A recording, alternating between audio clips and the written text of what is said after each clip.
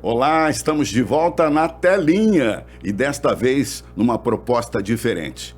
Meu nome é Natanael Rocha e eu já tive a oportunidade de estar em vários veículos de comunicação de Santa Catarina, como o SBT, Bandeirantes, RBS, emissoras de rádio de Joinville.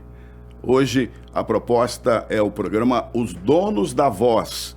Vamos entrar aí nas suas mídias, naquelas que estão e fazem parte do seu dia a dia. A proposta dos Donos da Voz, ao contrário do que você possa imaginar, não tem nada a ver com estética. Tem sim com ética, com independência da voz, a independência do pensamento. E para chegar a esse resultado, que é entregar para você um pensamento legal, atual e independente, eu tenho um parceiraço que Deus me encaminhou para ser meu amigo pessoal. Ele é médico cardiologista, professor universitário e um monstro da comunicação. Vai mostrar para você aqui nas nossas mídias sociais como é que se conversa bem. Olá, Marcelo Ineu, tudo bom, meu amigo? Tudo bom, Natanael, é um prazer inenarrável estar aqui dividindo essa bancada com um amigo. Realmente eu faço essa introdução olhando para você. Eu queria agradecer essa nossa parceria e realmente eu espero que essa nossa pequena semente que foi plantada em uma das nossas reuniões, das nossas conversas, a gente consiga levar um pouco de entretenimento, um pouco de cultura, das nossas profissões, um pouco de conhecimento, porque às vezes a gente sente que falta isso, que as pessoas querem coisas que tenham uma bagagem cultural, que tenham uma capacidade de aumentar o teu poder de conhecimento e esse é um dos objetivos.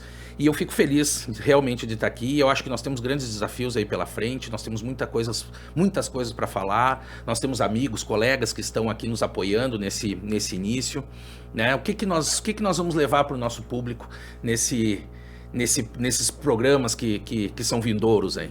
Pois é, e com certeza, além da força especial que eu terei aqui no nosso dia a dia da comunicação, nos Donos da Voz, com o Marcelo Ineu, naturalmente eu quero agradecer aqui a marca, que é a empresa, que é com certeza o melhor estúdio e a melhor produtora de podcasts e videocasts de Santa Catarina. Um agradecimento especial aos diretores dessa empresa, que está sendo anfitriã desse novo projeto. Ao mesmo tempo, quero agradecer também, Ineuzinho, ao nosso amigo Léo, o Léo da Prates, também ao Neto da Curumim, nosso médico dermatologista, o Neto Edmundo Neto, que colabora conosco aqui também, o Villeroy da Icon.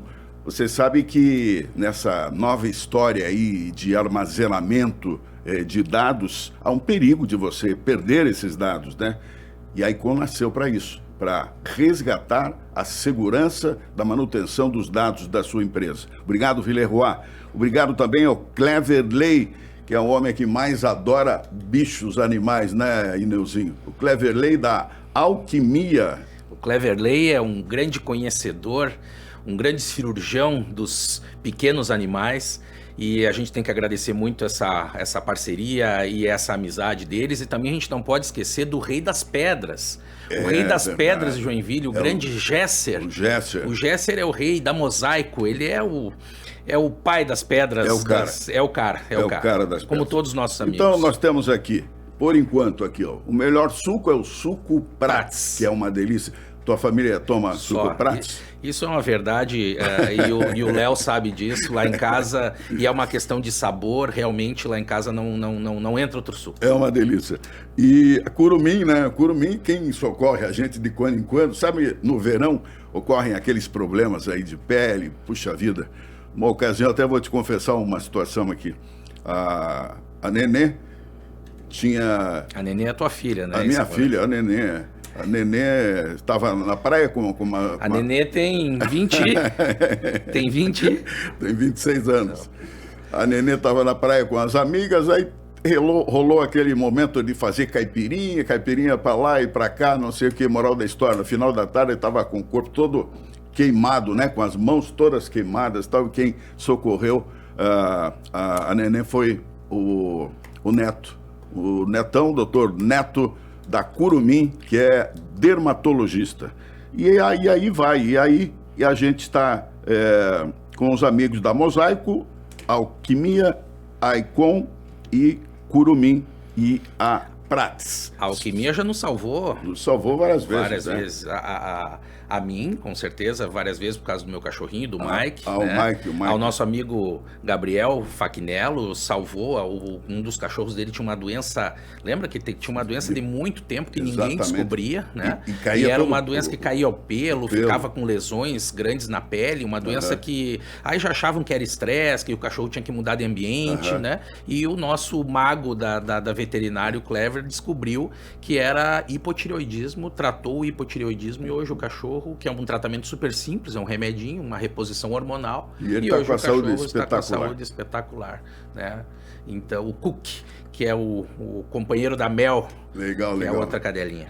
Mas nós estávamos comentando antes de abrirmos aqui os trabalhos do programa Os Donos da Voz, sobre esses novos tempos da comunicação, né? Um tempo atrás, só quem comunicava, só quem era influenciador. Hoje se fala muito do tal do influenciador, né? E naquela época, quem era influenciador era quem trabalhava na Globo, né? Aqui em Santa Catarina, na RBS, na Bandeirantes, no SBT, e era restrito a isso. Hoje, com essa abertura dos canais das mídias sociais, todo mundo tem um pouco de comunicador, todo mundo tem um pouco de jornalista, né? E essa comunicação aberta faz com que as informações fluam com maior capacidade, com maior rapidez. Qualquer coisinha que acontece hoje em qualquer lugar do mundo, né? Segundos depois, a gente já está sabendo por aqui. E eu conversando, eu e o Ineu conversando esses dias com o Fachinello, que é um engenheiro de uma grande empresa aqui de Joinville, da Embraco, e o Fachinello também gosta da área de comunicação, falando para a gente, vocês viram já o Rádio Garden, que é um aplicativo? E isso, então, eu indico para você. Rádio.garden é um aplicativo, você vai baixar esse aplicativo, vai chegar no teu celular o globo terrestre, com emissoras de rádio de todo o mundo. E ali você vai entrando ali com o seu aplicativo e você sintoniza qualquer rádio de qualquer lugar do mundo. Japão, Rússia. Ontem, domingo, eu estava brincando, cheguei em casa à noite, domingo, eu comecei a brincar com isso aí, sintonizar as rádios de todo mundo. É uma delícia a brincadeira. Tem uma história interessante com isso, para ver aonde chegou a tecnologia. Eu tenho uma lembrança do meu saudoso pai na minha infância, 7, 8, 10 anos, ele me levava para pescar lá em São Cepé. E era é campanha lá no Rio Grande do Sul, então aqueles lugares abertos, assim, aquelas noites na beira do açude, umas noites estreladas, noites bonitas, assim, lindas, assim, e eu nunca me esqueço que ele levantava, às vezes, de madrugada e colocava no rádio, e eu escutava aquele rádio, eu disse, pai, mas onde é que nós estamos pegando rádio? Era a Rádio Globo do Rio de Janeiro. Do Rio de Janeiro. Que pegava a quantos mil quilômetros de distância, né? E isso para nós aquilo era um feito absurdo, né? Conseguir pegar, e pegava realmente à noite, que eu acho que a transmissão é mais calma, tem menos interferência. À noite tem menos interferência. E ele conseguia captar a Rádio Globo, que tinha grandes notícias, coisas atuais, isso era a década de 80, né? E hoje você, na palma da mão, consegue ouvir uma rádio da Turquia, da Rússia, com som local. Dos Estados Unidos. E com som local. Isso que é impressionante, né? Com som local. E o interessante, se fez me lembrar agora, meu pai tinha um rádio grande, Philco. O perfil dele frontal, assim, era de madeira, era lindo o rádio. E ele me deu, foi uma herança, eu tenho em casa funciona? Esse funciona.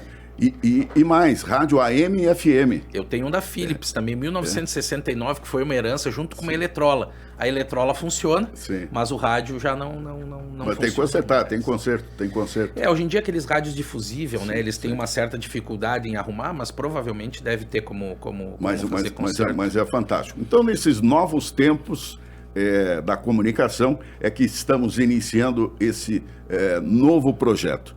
E como eu tenho uma grande satisfação de estar com você, Ineu, e compartilhar com todos os nossos amigos, companheiros e pessoas que estarão conosco aí no dia a dia nessa empreitada, eu dou a honra para você de você jogar quicando a primeira bolinha, que é uma das bolinhas que vai elucidar alguns dos vários assuntos que estaremos aqui comentando, conversando aqui no nosso programa Os Donos da Voz.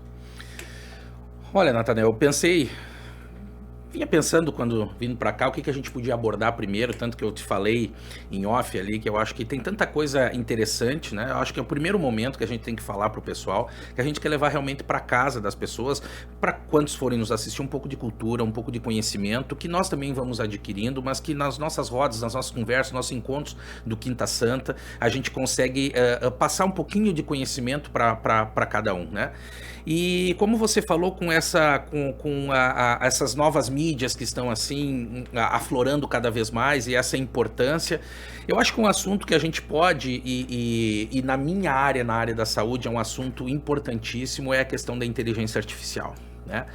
Eu acho que essa questão, principalmente na área da medicina, a gente sempre quando tem uma tecnologia nova, né? Eu sou professor da Univille já há 13 anos, e sempre quando nós temos uma tecnologia nova, os profissionais que são mais antigos, nós, o qual eu me considero, a gente tem um certo receio em relação a isso, né? É interessante, vai acabar com os profissionais, vai causar demissão em massa, não vai precisar mais de médico. É que tira a gente da zona de conforto. É a melhor definição, melhor definição. E eu sempre, isso, a minha esposa, eu sempre disse para ela, porque ela tinha uma certa dificuldade de uso no início, e eu disse assim, só vem para nos ajudar, claro que a gente tem que saber como usar. Na medicina, a inteligência artificial só veio para ajudar. Você imagina a quantidade de informação, quantos milhões de artigos, de livros você consegue colocar numa máquina, e isso desde os primórdios ali da inteligência artificial, 2022, 2023, que lançaram a primeira inteligência artificial, já existiam estudos mostrando que eles colocavam médicos especialistas numa área, nesse caso foi pneumologistas, eles colocavam os pneumologistas a fazer uma prova, deixaram eles estudarem por um bom tempo, e as mesmas questões numa inteligência artificial que era inicial, ela estava realmente começando, e a inteligência artificial acertou 92%, 93% contra 68%, 70%, que é a média realmente do cérebro humano pode alcançar, salvo coisas muito diferentes, né? Então, eu não sei se na área do direito a inteligência artificial também, eu acredito que sim, hoje peças, né, processuais... Hoje é corriqueiro e é dia a dia, né, do mundo jurídico. Nós temos, por exemplo, empresas que estão já ganhando muito dinheiro, sendo especialistas em instrumentalizar isso que é a inteligência artificial em favor da advocacia, em favor do Ministério Público, em favor do Poder Judiciário, né, da Defensoria Pública, da Polícia Civil, das polícias militares. Enfim, hoje é mais do que necessário, é fundamental que se tenha digamos assim, essa operacionalização da inteligência artificial no mundo jurídico. E a facilidade que isso dá, né? Na realidade, houve um certo estranhamento inicial dos operadores do direito, que no início imaginavam, puxa, mas eu não quero muito que a inteligência artificial entre no poder judiciário.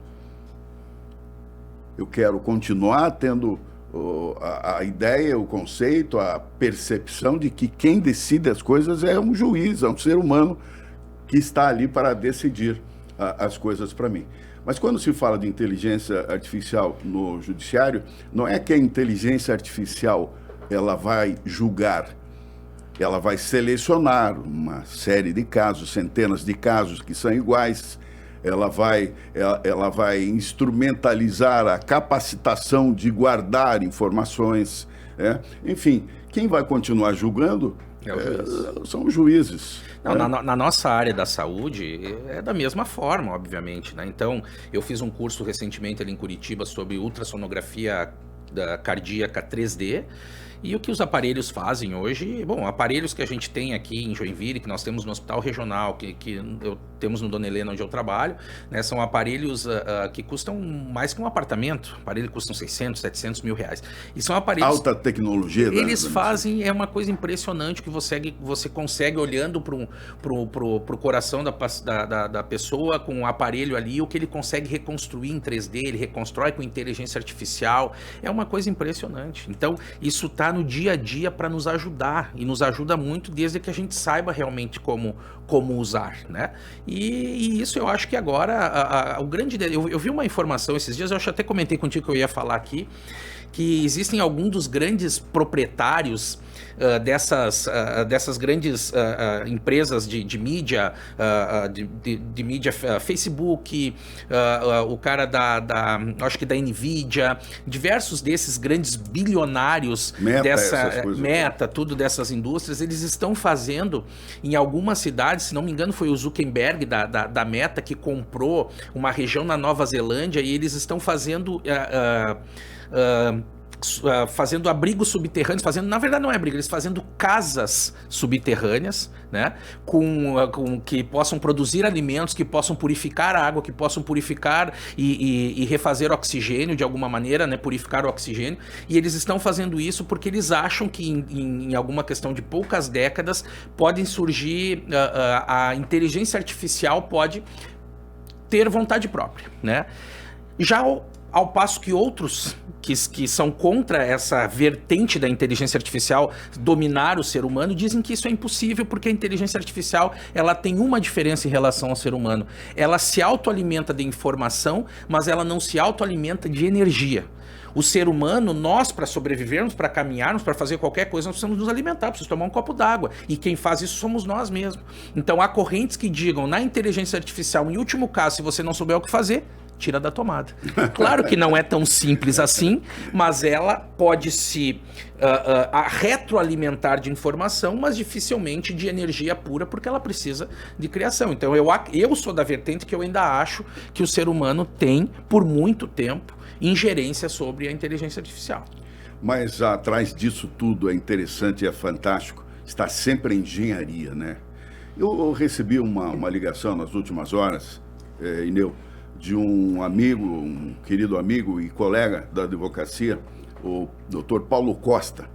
Paulo Costa me dizendo o seguinte, que o filho dele, que estuda na Unicamp, ele está envolvido em um projeto de concepção de um equipamento que vai identificar, num simples manejo desse equipamento numa garrafa de bebida alcoólica, esse equipamento vai identificar se tem metanol nessa bebida.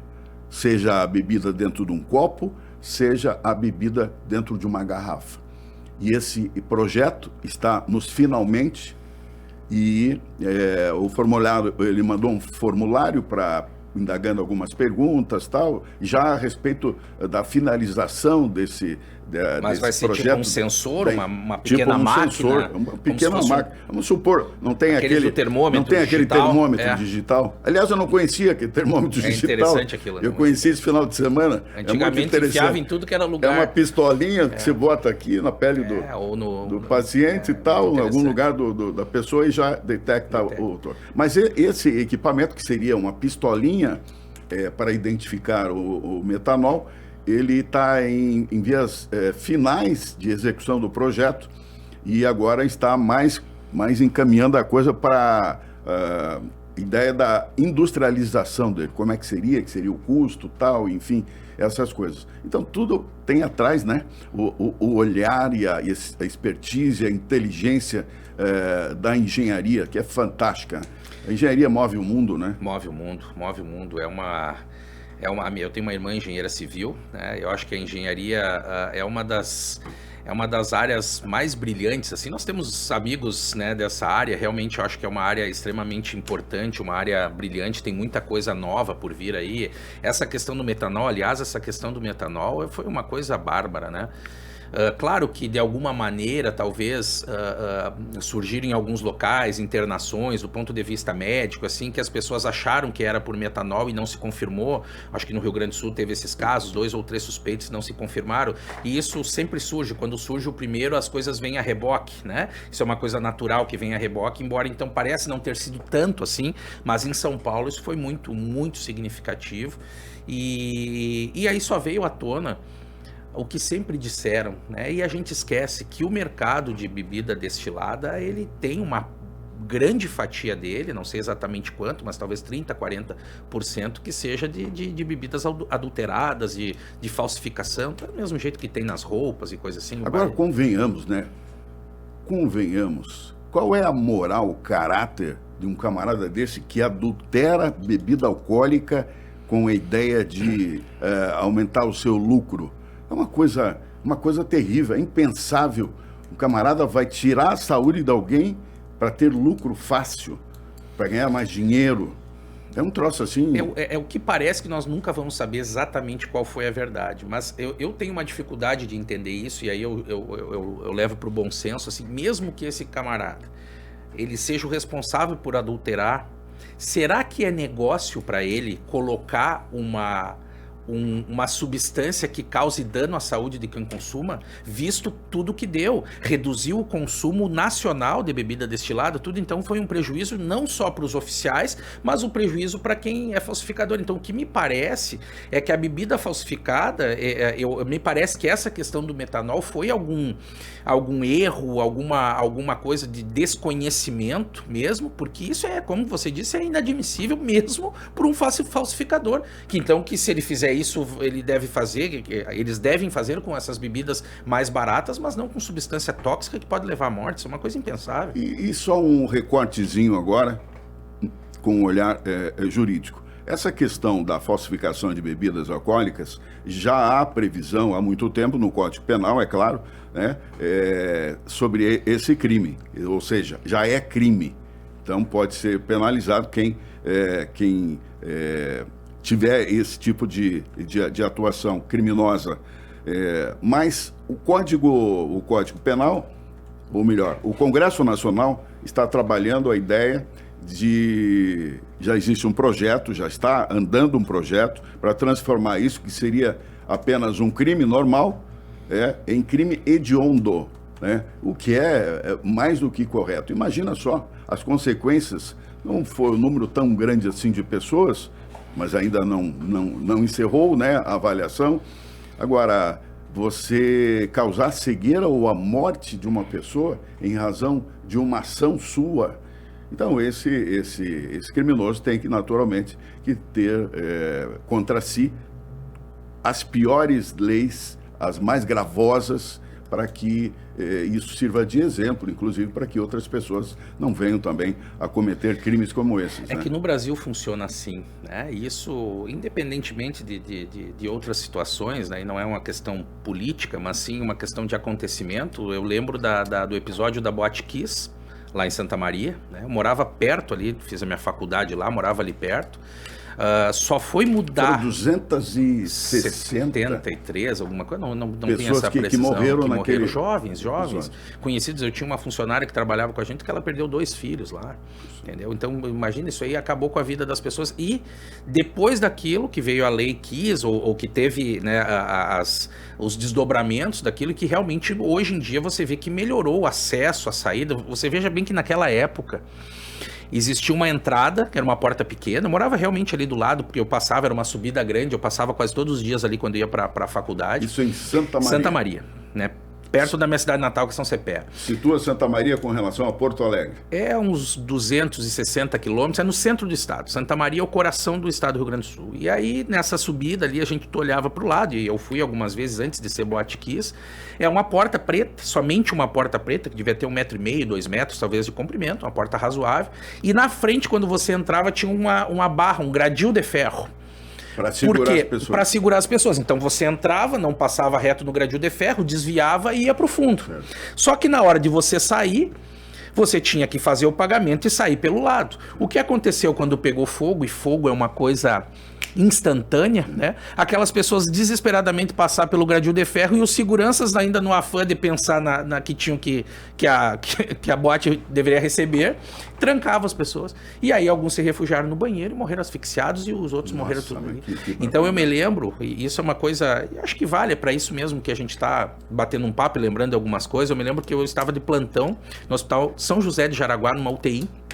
E nesse momento, eu fazia um ano que eu estava aqui, não fazia bem um ano que eu estava aqui em Joinville, eu vim em 2012, isso era 2013, e eu, como dizem assim, eu tinha saído do Rio Grande do Sul, mas o Rio Grande do Sul não tinha saído de mim ainda. Então eu gostava de escutar a Rádio Gaúcha, eu estava de plantão, estava acordado na madrugada, escutando a Rádio Gaúcha, né, no celular, quando veio a notícia. E imediatamente eu liguei para um colega meu, que eu tenho vários colegas que moram lá, e aí o depoimento deles foi uma coisa impressionante. Diz que as pessoas chegavam assim em quantidades absurdas no pronto-socorro do Hospital de Caridade, o Dr. Astrogildo de Azevedo, e eles tinham que escolher quem passar o tubo, viu se estava morto ou não. Então, claro que não é esse o objetivo, falar desses assuntos pesados, mas como a legislação brasileira só muda depois de tragédias, e essa do metanol vai ser mais uma delas. Provavelmente, realmente, as regras vão endurecer, alguém vai ser preso, né?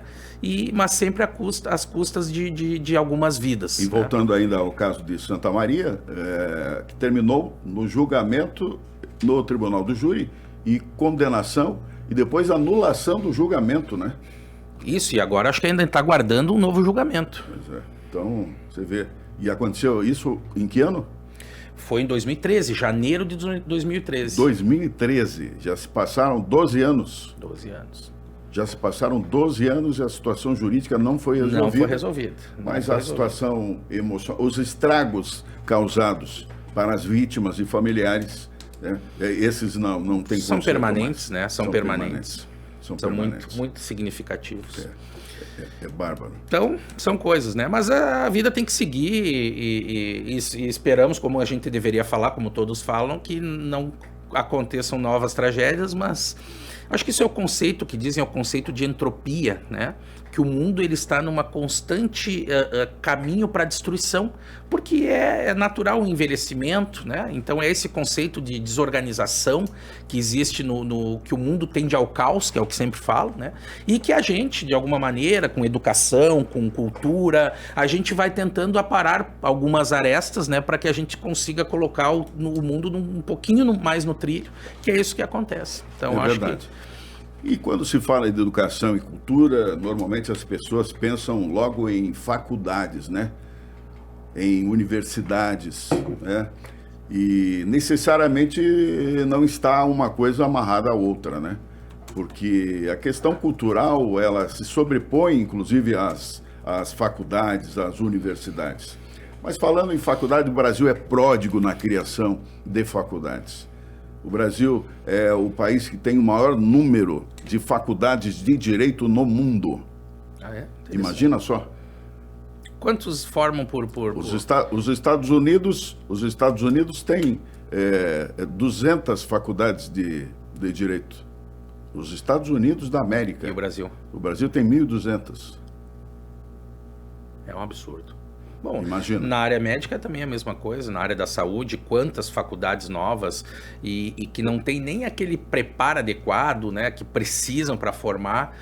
Na área médica, o que eles estão tentando fazer agora, não sei, recentemente tinha uma pauta em relação a isso, mas eu acho que não foi votado, é que eles querem fazer que nem o pessoal do direito, da OAB, colocar uma prova, como é que chama mesmo da OAB? Exame de ordem. Exame de ordem. Colocar como se fosse um exame de ordem na área médica para que o profissional só possa, e não é aquela questão do profissional que faz fora e faz um processo para atuar no Brasil, que isso é legal, existe. Que é a revalidação. Que é o revalida, né? Então eles estão tentando fazer esse exame, tipo um exame de ordem, para que o médico possa exercer.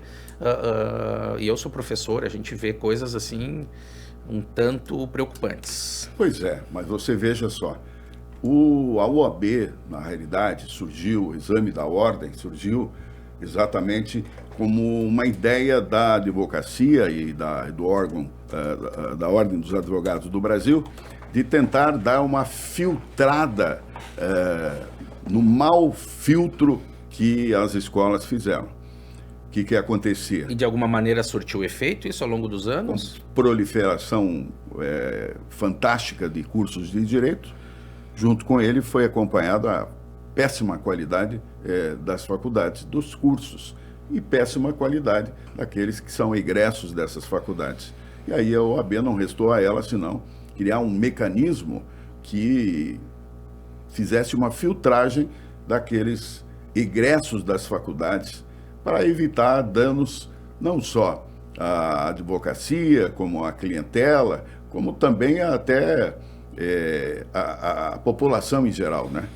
Então, nós temos que ter um curso que habilite o cidadão, o estudante, a atuar no direito, não só apenas lhe dar ali um diploma, né? E para fazer processos e concursos públicos tem que ter passado o exame da ordem.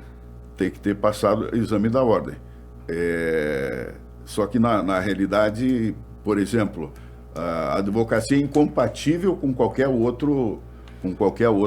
profissão, atuação profissional na área do direito, né?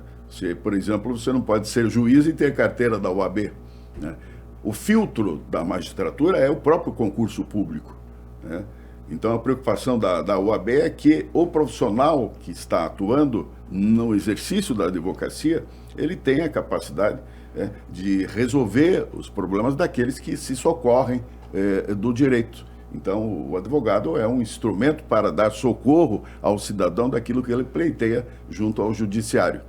E, na realidade, se ele não tem os instrumentos, se tecnicamente ele não está habilitado, aí surge um problema danado para a sociedade, para o cidadão, que vai estar sem defesa técnica adequada para resolver o seu problema.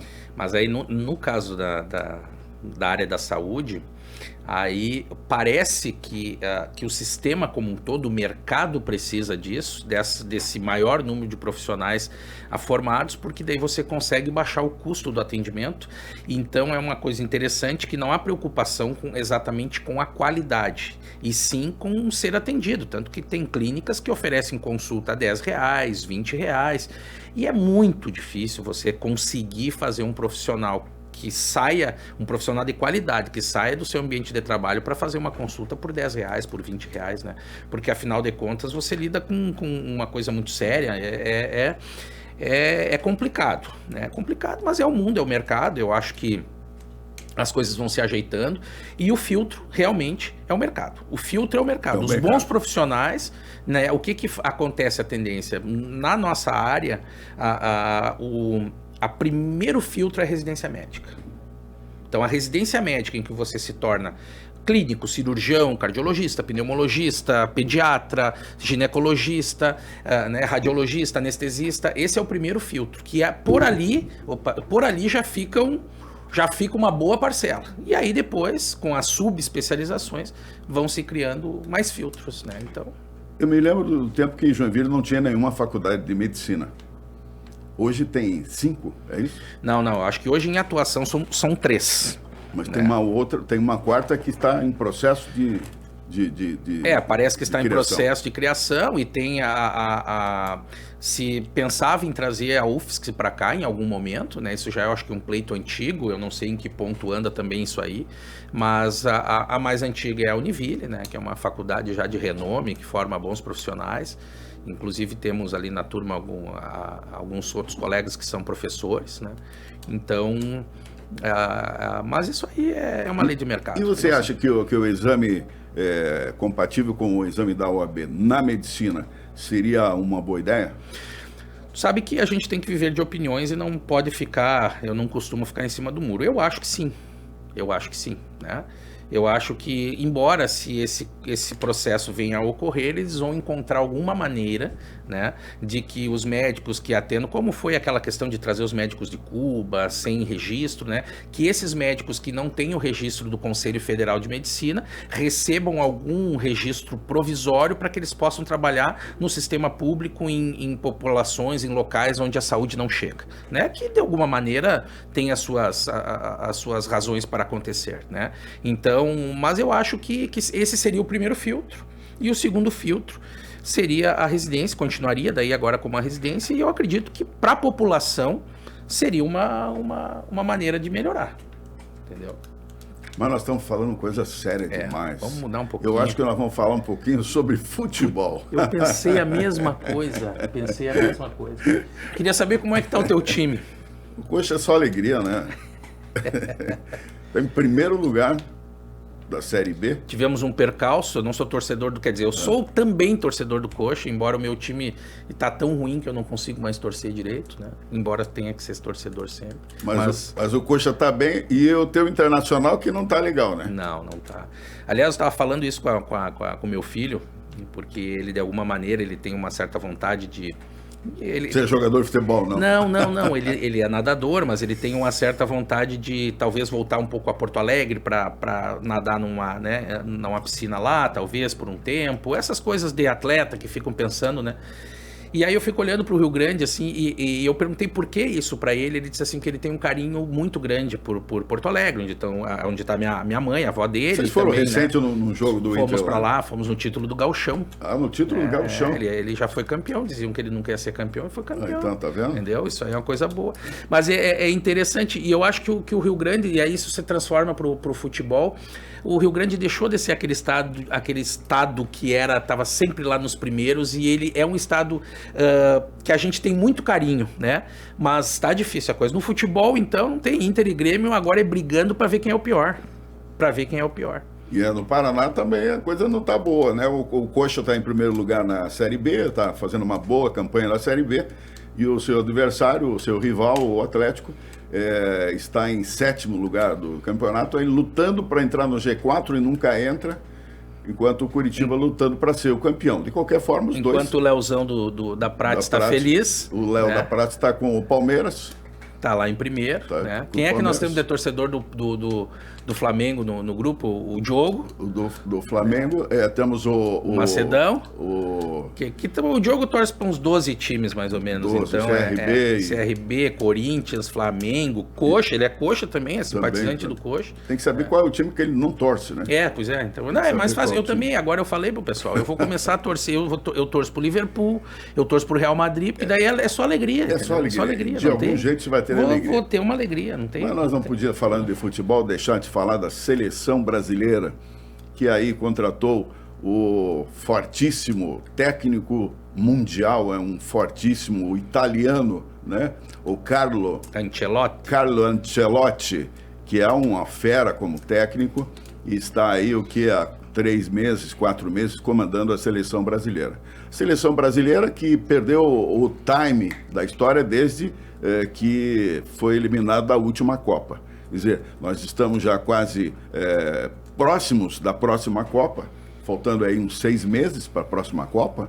Um pouquinho mais, né? 8 meses, talvez, e não temos ainda uma seleção definida, né? Nos últimos dias a seleção jogou contra a Coreia, ganhou bem de 5-0, mas depois, em seguida, perdeu para a seleção japonesa. Esse jogo do Japão eu assisti. O primeiro não consegui assistir. Esse do Japão, assisti, e foi um jogo equilibrado no primeiro tempo. No segundo tempo, o Japão botou o Brasil na roda, porque fez 3 gols, poderia ter feito pelo menos mais 2. Ou seja, final do jogo, Japão 3, Brasil 2, e a primeira derrota de Carlo Ancelotti. Na realidade, tem expectativa de que as coisas melhorem, né, Ineu? Eu acho que sim, ele é um grande treinador, né? Todos os atletas elogiam ele na postura de paizão, né? E ele é um cara carinhoso.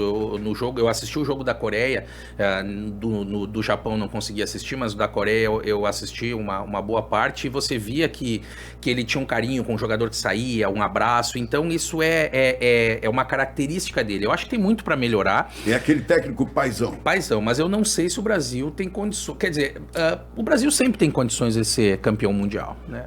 Vejam a Argentina na última vez. A Argentina não era a favorita, ela perdeu o primeiro jogo acho que se não me engano, para a Arábia Saudita, por 2-1 na Copa do Mundo. do Catar. Verdade. Foi isso, né? Verdade. E aí depois ela deu uma guinada com um time bom, mas que não era recheado de craques, tirando o Messi, que já tá numa fase mais de final de carreira, e naquela época também, então ele foi um dos melhores que já existiu, mas não estava no auge dele mais, tanto que já nem jogava mais na Europa. E a Argentina ganhou, então acho que dá para ganhar, embora tem seleções muito fortes, né? Eu acho que a França é uma seleção extremamente forte, eu acho que a Espanha é uma seleção que continua muito forte, e uma seleção que eu tenho uma coisa engraçada, assim, aquelas coisas assim, eu tenho até um certo carinho, porque é uma seleção que até te transmite, assim, eles têm bons jogadores, mas te transmite até uma certa pena, entre aspas, porque eles não conseguem chegar e perdem quase sempre para a França, que é uma vizinha histórica de guerras, que é a seleção da Inglaterra, né? É uma seleção boa, tem grandes jogadores, mas ela vai, não chega. Eu acredito que chega uma hora que, né, o Kane, que é aquele centroavante deles, que jogou anos e anos e anos no Tottenham e nunca foi campeão de nada. É um baita de um jogador, mas agora ele foi lá foi engraçado, ele foi para a Alemanha no Bayern, não sei, tu lembra dessa história. No primeiro ano o Bayern era campeão, acho que há uns 10 anos na Alemanha. No primeiro ano que ele chegou, o Bayern perdeu o título. Mas depois... É mais pé frio que eu, assim. É o Mick Jagger. Mas depois, no outro ano, que foi o ano passado, eles já ganharam. E eu acho que agora saiu um pouco desse peso das costas dele. Então, talvez a Inglaterra chegue aí para brigar um pouquinho também. Vamos torcer para que o Brasil chegue pelo menos lá bem para frente, né? Que não seja, se não for para ser campeão, mas que chegue perto aí de algumas alegrias. Vai ser uma Copa interessante, né? Em 3 né? países, vai ser uma Copa cansativa. Os Estados Unidos é um país gigante, o Canadá é um país gigante, o México não tanto, mas então... É verdade, em 3 países. 3 países, imagina, porque assim, no primeiro momento deve ser restrito a algumas áreas, os grupos, né? Mas em algum momento, quando juntarem e se aproximar das fases de mata-mata, as seleções vão ter que viajar muito. É quase que nem um campeonato no Brasil, né? Você viaja de Manaus, se precisar, ou do Nordeste até o Rio Grande do Sul, é um absurdo. Mas para acompanhar jogos de futebol, nada melhor do que um belo churrasco. Daqui a pouquinho você vai saber como é que deve ser feito esse churrasco. Temos que aproveitar aqui a companhia do bom gaúcho, Marcelo Ineu, que é tipo de um monstro sagrado das carnes especiais. Nathanael, você falou da expectativa sobre fazer um bom churrasco. Coisa boa. Mas como nós estamos nos aproximando, e rápido, né? Passa tão rápido do final desse nosso primeiro programa. Eu já sei. Eu acho tem muita dica. É muita coisa para pouco tempo. E você não ia conseguir passar todas as dicas do churrasco que o Ineuzinho tem para passar para você. Não é tanta dica, mas são experiências, né? Manhas. Mas nós temos outros grandes churrasqueiros, que eu não me considero, mas temos grandes churrasqueiros que nós vamos falar isso num próximo programa, né? Eu acho que hoje, pra gente falar um pouquinho, assim, a gente né? Nós somos aqui de Joinville. Eu escolhi essa cidade para morar há 13 anos porque ela é uma cidade espetacular, uma cidade pujante, uma cidade com grandes indústrias. E vou falar um depoimento sério mesmo, assim, quando eu cheguei aqui, eu disse pros meus amigos que aqui tinham empresas com 1.000 funcionários, 2.000 funcionários, que é quase o número de habitantes dos grandes bairros da minha cidade. É uma coisa inacreditável, né? Então, eu acho que nós vamos falar um pouquinho de quanto é pujante Joinville e quem foram essas pessoas que fizeram isso aí. É verdade. E a gente vai ter oportunidade aqui no nosso dia a dia, no nosso programa, os donos da voz, de quando em quando exaltar, distinguir grandes empresas, grandes negócios da nossa bela e Santa Catarina. Nesse capítulo número 1, nós vamos conhecer um pouco mais da Schultz, essa gigante mundial que é de Joinville para nosso orgulho. Ineu, a Schultz foi criada há 63 anos por Heinz Schultz. E você não imagina, esse cara foi um dos caras mais inteligentes que a cidade de Joinville já teve. Você veja só. E o cara é criativo, era inventivo e construiu tanta coisa. E morreu, sabe com quantos anos? 52 anos. Novo. Morreu com 52 anos o Heinz Schultz. Além da grande empresa da Schultz, deixou o Gert, a Lia e o Valdir, filhos, e e outros tantos netos. O programa O Dono da Voz vai apresentar para você um pouquinho, em dose homeopática, um pouquinho do que é essa grande empresa. Afinal, Joinville é a capital mundial da Schultz. Na Schultz Compressores, algo sempre esteve no ar. Algo que nos acompanha desde o início, lá em 1963, e que continua a nos impulsionar durante estes 60 anos. Lá nas primeiras viagens pelo Brasil, em busca das tendências do mercado e de novos clientes, ela sempre esteve nos conduzindo. Com ela ao nosso lado, a Schultz cresceu até se tornar uma das mais excepcionais fábricas de compressores do mundo.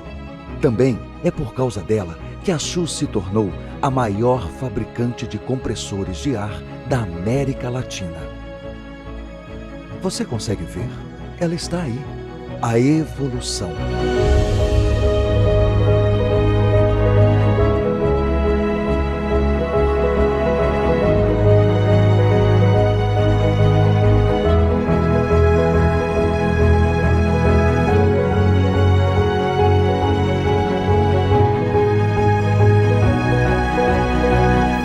A evolução aparece nos investimentos milionários em tecnologia e na engenharia própria para pesquisa e desenvolvimento de produtos. Por causa dela, estamos sempre conectados com a inovação. Assim, criamos produtos com tecnologias inovadoras que acompanham as transformações da indústria. Também evoluímos em nossos canais de vendas para nos aproximarmos de nossos clientes. E é claro que a evolução está em nosso portfólio, que cresceu junto às marcas Somar e Wayne para atender a novas demandas do mercado. Vemos a evolução na expansão da Schultz pelo Brasil e pelo mundo, no crescimento da nossa rede de revendedores pelo Brasil e também em nossa rede de assistência técnica, que é a maior do Brasil e a maior de seu segmento em todo o mundo. A razão de vermos a evolução todos os dias em nossa história está no coração de cada uma dessas pessoas.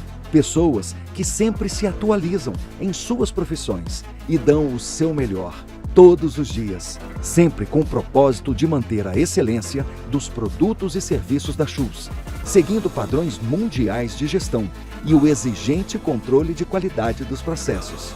Nossas certificações comprovam o comprometimento de toda a equipe em oferecer o melhor atendimento a nossos clientes, fornecedores e parceiros. E também nosso comprometimento com a sociedade e o meio ambiente.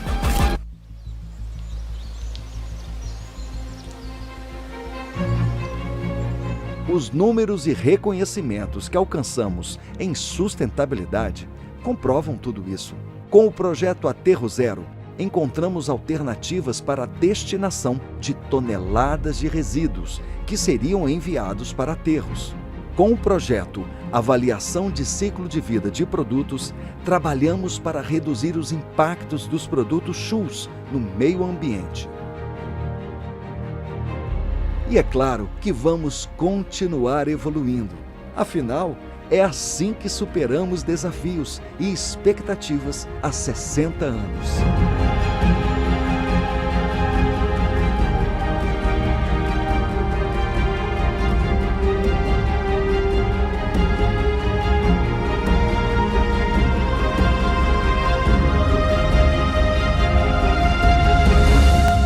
Schultz, uma história movida à evolução. Então, que potência, né? Hein, não? Espetacular. Espetacular. Isso tudo em Joinville. E tem muito mais. Tem muito mais que a gente vai apresentar aqui. Grandes empresas. Grandes empresas, grandes negócios, grandes ideias. Joinville realmente é a Manchester catarinense.